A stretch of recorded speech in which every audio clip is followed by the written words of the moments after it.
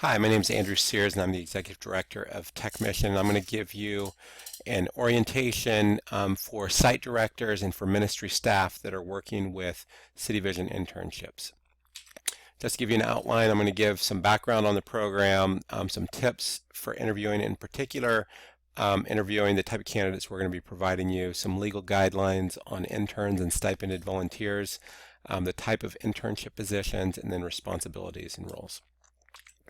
Just to tell you a little of the history of City Vision Internships, City Vision Internships is a part of the nonprofit parachurch ministry Tech Mission, which was founded in 2000. We have very strong ties with the CCDA movement, the Association of Gospel Rescue Missions, and also our board president is the former CFO of the Salvation Army in the United States. And a little history of the program, we originally had an AmeriCorps program. We had that for 9 years. We placed over 50 or over 500 AmeriCorps interns in over 70 ministries, and they served about 22,000 youth and matched over 68,000 volunteers. That program was called Tech Mission Corps. As AmeriCorps started to add more and more restrictions on faith-based groups and on innovation, we decided to leave AmeriCorps, and we renamed it City Vision Internships. But this is not like a typical internship program. It's much more in line with AmeriCorps program, and basically the idea is where a person's going to serve for a year, and in many ways they're focused on serving the community. So just to tell you about a little more about Tech Mission, we have 3 programs. So City Vision Internships, we have about 50 sites. Then there's City Vision University, and we have 5 degree programs: Addiction Studies, Nonprofit Management, Urban Missions, Technology and Ministry, and Business Administration. We offer associates, bachelors, and masters. And then we also run websites that get over 1 million visitors, christianvolunteering.org, urbanministry.org. We have an online GED program that if you have participants that need that, we can provide you with some access to that for free. And we also run Christians in Recovery and Alcoholics Victorious. So our mission is to transform the world through Jesus, justice, and technology. The history of City Vision University: it started as Rescue College in 1998 as a program of the Association of Gospel Rescue Missions. It was accredited by the Distance Education Accreditation Commission in 2005, and then it was transferred to Tech Mission in 2008. We largely serve what I would describe as the bottom half socioeconomically. 79% of our students receive Pell Grants, which is only given to those who are low income. And we've had a pretty high graduation rate. We've had a pretty high job placement rate, and we've been growing at a good amount. We have one of the lowest tuitions of Christian colleges in the country. And part of what we've tried to do with this program is, with the AmeriCorps model, the way it works is that the interns will work and they'll get paid a stipend. So what we're doing is something similar, except they get free tuition. If they get a Pell Grant, the Pell Grant actually gets paid back to them. So let me tell you a little bit about interviewing. So we do a lot of, one of our strengths is recruiting on the internet. So part of what we're bringing to you is we have a bunch of geeks that will do a lot of online recruiting and a lot of online ads. We have, our ads are probably displayed maybe 100 million times across the web every year. And what that means is we get a lot of candidates, but we're posting widely, so be street savvy in your interviewing. So about half the candidates I would say that we get generally aren't that strong, and we don't refer them to you. We don't filter candidates other than performing a sex offender background check if you go to our website. Now, the ones that we actually send you emails about, those we've looked through, and at least on paper they look okay. But we haven't gone through extensive interviews. So I'd recommend that you review your candidates every 2 to 4 weeks and set up phone interviews. And if your candidate's relocating, I used to hire candidates that without having them do an in-person interview, but I found out that it was actually cost less in the long run to have them fly out and visit with us. So I would encourage you to consider that. In making an offer, once you make an offer, you need to send us an email and let us know once the offer is accepted, and then you'll send a signed contract to us, and you need to have that usually as soon as they accept it, but you should try to get the signed contract on their first date. The first payment's due on the intern start date, and that will cover the first term. So there's a question, when can someone start? Interns can start at any time. If they're a free undergrad tuition, then they can take any of our courses that start at that time. You can see a list of courses, and it's not just the freshman sophomore courses, it's actually any of the courses that start at that time. So if they start midterm and take classes, then you only and you pay for that current term, then you're going to pay for that term and the next term. But if they start midterm and they don't take classes, then the payment applies for the next term. So for example, say they started in December and the classes, and you paid in December, but their classes didn't start till January, that your December payment would count towards your January term. So this is something that's really important for all sites to understand what interns can and can't do, and what stipended volunteers can and can't do. You can get in trouble with the Department of Labor if you don't follow these policies, and they're also in your contract. So I would recommend that you become familiar with them and follow them. So whenever you sign the contract with the intern, you're going to select whether the position is a stipended volunteer or an internship position. It's a stipended volunteer if it's typically the type of work that a volunteer would do.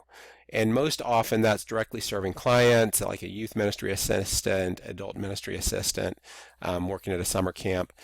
The advantage of stipended volunteers is there's not really as much of a training requirement for stipended volunteers. It's an internship if it's a position that involves training and would help prepare them for a career in that field. So often that's things that's more indirect service, where you're not working on the front line, so accounting, fundraising, tech support. One advantage of the internship is it has more flexibility on the type of work that volunteers might do. If your position could be either, then you can pick between the two. But I would recommend that you read the details in the contract and some of the links that we have in our contract that explain this further. So on internships, the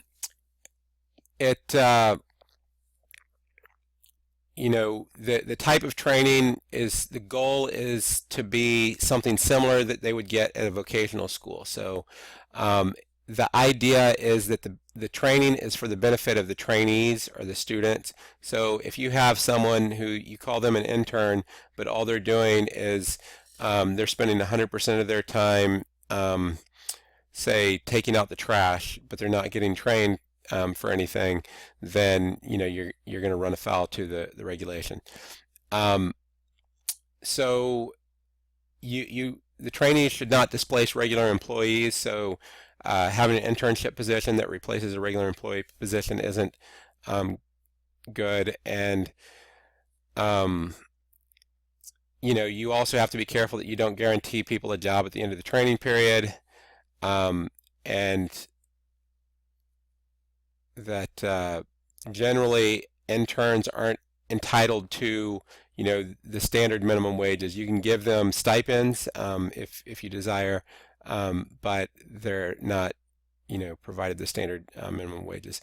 And this middle bullet point is really, if someone from the Department of Labor came in and they said, is this position benefiting the intern more or the organization more? It needs to be tilted a little more towards the intern. And in ministry, we should be having things always benefit our staff and interns, but it needs to be tilted a little bit more in that direction. So for interns, you're not required to pay a minimum wage. You do have to withhold FICA, that's your Social Security, if you're paying them as an intern, and I would recommend that you contact your accountants and state authorities on guidelines, whether you have to pay unemployment insurance. One thing that's important is if you have an intern that works more than 30 hours per week, then you have to pay health insurance. So for a lot of interns, that's gonna you can actually get the insurance through Medicaid and things along those lines. So on the stipended volunteers, the questions they would ask is, are they really doing volunteer work? And that's going to depend on the nature of the entity receiving services. So if you're a nonprofit, that's going to help your case. So each of these things are there that will help your case. Are they services that are typically associated with volunteer work? That's probably going to work, if you're serving youth. But if you have an entirely for-profit business and all they're doing is things that are for-profit, then that's probably not going to make sense. So, the compensation just needs to be a minimum stipend, and that can be paid through 1099. Again, you shouldn't displace regular employees. Shouldn't have expectations of getting a job or any other benefits in the future. It should be done without pressure or coercion. That's because they're volunteering. And typically is not involved in for-fee activities like thrift store. And typically, stipended volunteers are not involved in the supervision of other staff. So there's some regulations you can look at to find more about that. So that's the category, but then there's also the different type of internship. So we have three types. We have the work-study internship for undergraduates, and anyone who's an undergraduate, they have to do work-study. That's the only option. They cannot do a paid internship. The reason for that is because our biggest program is running a school. If someone doesn't have to have a degree, then they need to be working towards a degree. If they don't take classes, then you're charged because we expect them to be working towards a degree, and they should be incentivized to be working towards a degree. So there's different benefits. We ask sites to provide housing if needed for the work-study and the paid internship. The tuition scholarships only for the first two categories. The MBA fellows and paid internships require a degree, and Pell Grants available to the work-study students. So the MBA fellows is a graduate program where students get free tuition for an MBA with Bakke University. And then the paid internship would be someone who has a bachelor's degree, but they just want to work for you, and they're not interested in taking any courses. And we're essentially having charging you for a finder's fee for recruiting high quality interns for you. So the steps for students, and I'm going to go through the steps for different categories. For work-study undergrad students, you need to make sure that your interns do all these steps. So they need to, before they get to you or once they get to you, they need to enroll in CityVision, and they can say payment method organization will pay, and they're not charged for their enrollment. They need to complete their financial aid process. They need to complete their FAFSA, their federal financial aid form, and they enter our school code, which is listed there. Then they register for courses at our website. They would coordinate a start date with you. They would sign an intern contract. You can get that linked off our website. And then whatever work study, and this is actually one of the most important points in this presentation, you have to allow that the work study intern has 15 hours per week studying. So they can take their lunch break out of that time, but typically the way we run it in our program is we have 9-hour days. We have interns here at Tech Mission. We have 9-hour days, and we expect them to work 6 hours that's just regular work, and then 3 hours per day where they're working on their homework.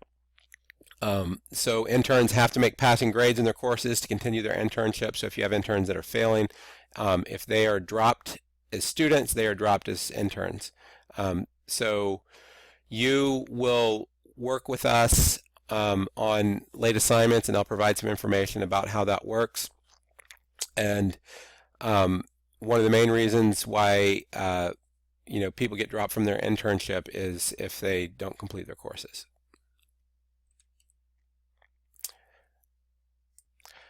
So there's similar steps for the MBA fellows.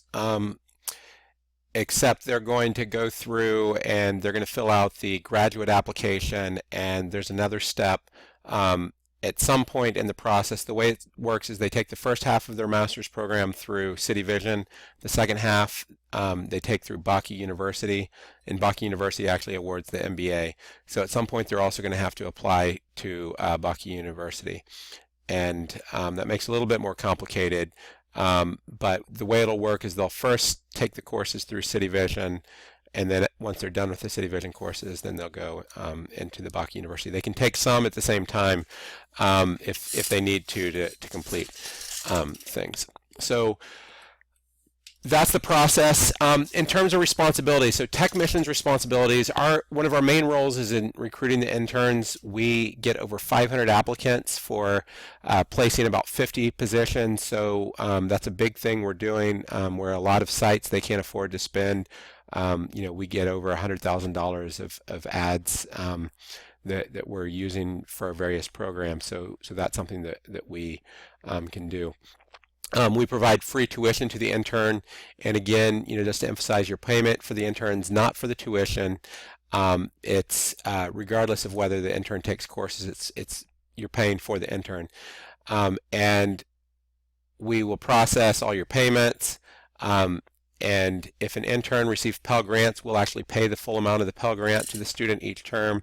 So that totals in the year right now $5,775 for the 15-16 year, and it increases each year. We also will work to compile outcomes from individual sites so that we sometimes will seek out funders that try to just decrease the overall cost, because right now the program itself is subsidized by foundations. And we also may remove interns or sites that aren't following the guidelines in the contract. So the ministry site responsibility, you're the one that does the hiring. So you review the applicants and you do the interviewing of the applicants. So you let us know whenever an offer is made, and that's actually a really critical step. If you hire people and you don't let us know and they're there for 3 months and no one's paying, then that's a significant problem. And we've in the past have had to drop sites because of that. So paying the service fee on time, we have our fees we have to pay, so we need you to pay that. Provide housing and or pay stipend directly to the intern as required depending on the type of position. Providing a supportive environment to follow all the requirements of the contract, and at some point in the year we'll ask some just basic outcomes. Typically what that's going to be is just what's the number of participants the person's working with, how many volunteers does that program work with. Sometimes we'll ask if you have any other outcomes that go with that, but just some basic numbers. One big area of responsibility for sites is the academic mentoring and accountability. Now, this is for undergrad work-study students and for MBA interns. And each site must appoint a staff, and usually that's going to be their supervisor, because it's someone who can have the authority to make correction. It shouldn't be someone who's just a peer. To serve as the intern's academic mentor.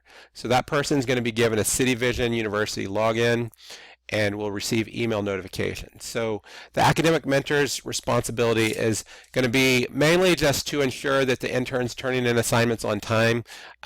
Whenever I supervise interns, I treat not completing homework as the same as not completing work. If someone doesn't show up to work, they're in trouble. They'll get written up.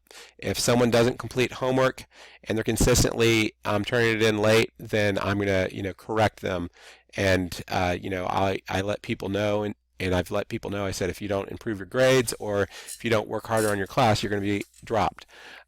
So the other thing I do with interns that I supervise is I discuss what they're learning. Usually I'll have either weekly or bi-weekly meetings with interns, and I'll say, what are you learning? And as they talk about it, I try to provide opportunities for them to gain practical experience and apply it at work. So if they're doing grant writing, show them some of your grants. If they're doing accounting, show them your accounting system. And in many cases, you can't turn over your accounting system to them, or you can't turn over all your grants to them, but see some opportunities. We have one site director, Jim Herringer, who actually rotates his interns into different positions at his ministry depending on what courses they're taking. So whenever they're taking a fundraising course, he'll actually rotate them in to work with the fundraising person, and that's, I think, about as good as you can look for. But not all sites are expected to do that. So. The other thing is just encouraging the intern. Many times interns get discouraged, and I've seen an intern go from only being able to write 1 or 2 sentences to being able to write a book, and that's something that you got to celebrate the progress that they make. And if someone has a late homework notification, talk to them. We're going to give you a login to CityVision's system where you can monitor student progress. Some people want to see the progress in more detail. You don't have to log in all the time, but some people want to know. And ultimately, the academic mentor's responsibility needs to be someone who can discipline the intern or even dismiss them if they're not taking academics seriously. So it's important to recognize that. I'm going to show you some examples of what our system looks like.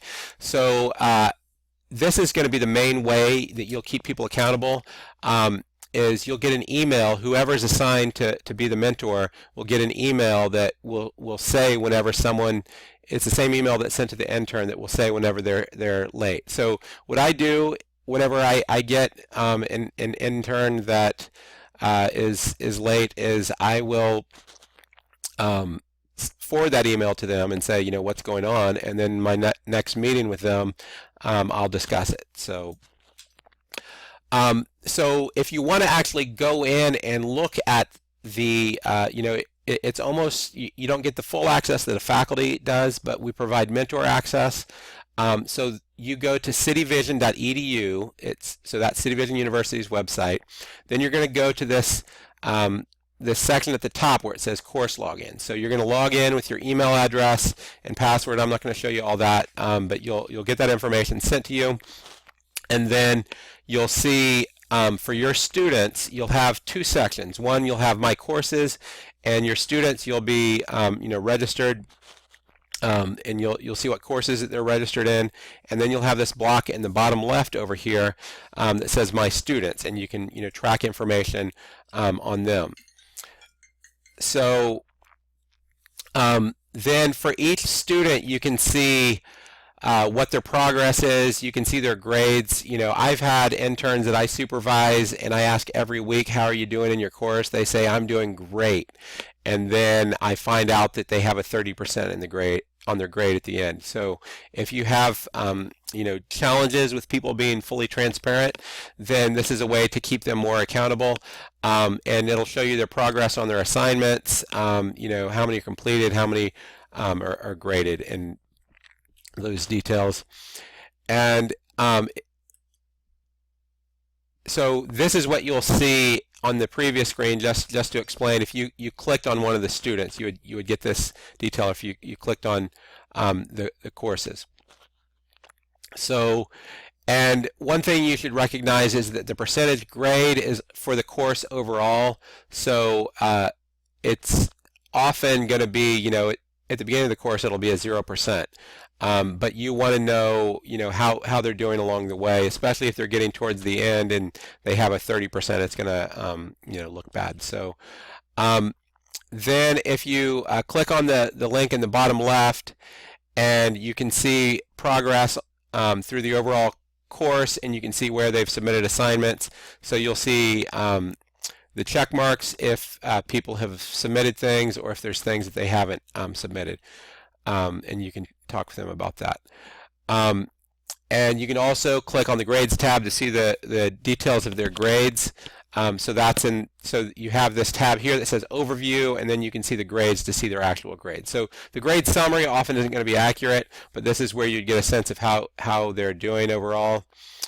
And then if you wanted to see the actual activity, you could go through and each assignment and each activity. So again, the intern policies that we have, so a minimum of 29 hours if they're a work-study intern. You can do 30. The reason why we did 29 is once you get above 29, you have to have health insurance. Some of our sites, that's a challenge. And and then 16 hours for on-site study and lunch breaks, so 45 hours of total time. That's basically the structure that you all should be using. Graduate interns, we ask that sites don't work them more than 35 hours a week, and then paid interns 40 hours a week. Now, if there's times, and the way I'll do it with interns, you know, every ministry has crisis time. So if you have a crisis time and someone has to work over that period, as long as it's not during their finals week or something like that, usually what I do is I'll give them comp, and I'll say, you know, if you have to work extra this week, then I'll let you work less in the future. But probably the main reason why we've had to drop sites in the past is there's some sites that, you know, and you have legitimate needs, but they consistently will work. We've had some sites that, you know, tried to work interns 70, 80 hours a week, and you know, they're failing their classes, and that's just not going to work. So in terms of, you know, following sick, vacation, and holiday policy, we just ask that they follow whatever your ministry's policy is. If you don't have a policy, then we recommend that interns get 15 combined sick and vacation days, and then get whatever holidays that you have. And just in general, interns are going to follow whatever your ministry policies are, unless those policies violate the law or the internship contract. So again, just clarifying communication expectations. The supervision of the interns is the sole responsibility of the internship site. So interns will often try to triangulate, try to get us in the middle of conflict. We're not going to get in the middle of the conflict except if the contract's been violated. So sites that, usually that would be sites that work interns more than their required hours, sites that violate the law or violate the contract if they're not paying their fees, or sites, in some cases, we've had sites where their program ends due to financial reasons, or the person who's that intern supervisor loses their job and there's no supervision, then we're going to get involved. But aside from that, we, you know, believe that you guys are, you know, you guys make the calls, and we're not going to let the interns do like my kids try to do, where if they don't like the answer from mom, they're going to go to dad. You're the answer as long as it's following, you know, the law and the contract. So payments, so the sites will pay for, this is for the undergrad interns and grad interns. You're going to pay $700 once the interns placed on site, or $1,000 for MBA interns, and you're going to continue to pay that until 5 payments have been made, so $3,500 for the year or $5,000 for the year.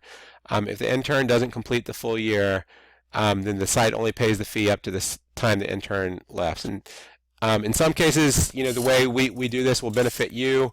In some cases, it would, you know, if they get 3 weeks into the internship program and you paid the fee, usually that's going to be, you know, that's the fee for that term.